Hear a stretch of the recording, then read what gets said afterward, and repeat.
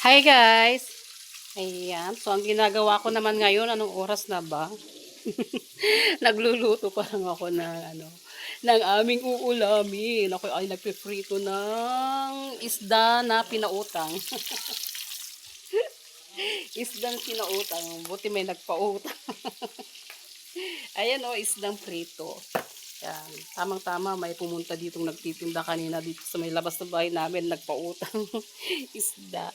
Ayan, so, ayan. Tapos kanina may nagpahingi ng talong. Yung kung saan galing itong talong na to sa ay, sira na siya, oh. Sira. Sabi ko, magpiprito din ako. Pinahingi ni ng uncle, sa Uncle Esosa.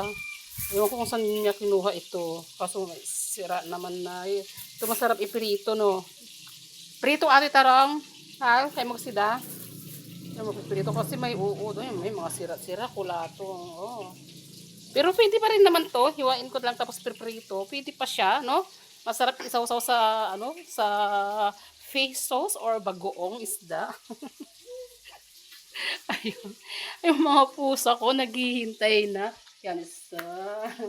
Ay, mga naghihintay. Gutom na. Ay, gutom na. Gutom na yung mga pusa ko.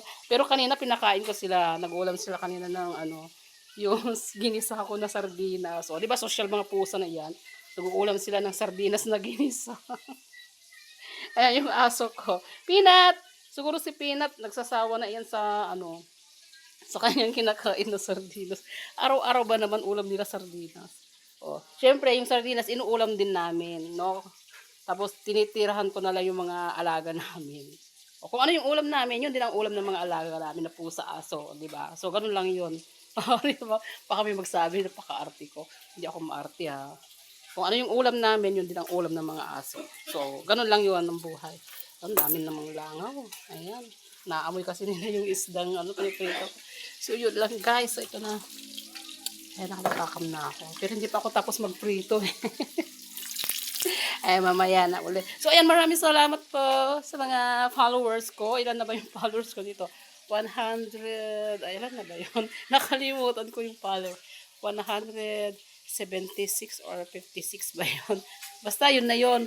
Basta thank you po sa lahat ng mga followers ko, mga viewers ko. Maraming salamat po sa inyong lahat. O, diba? So, ganun lang yun, no?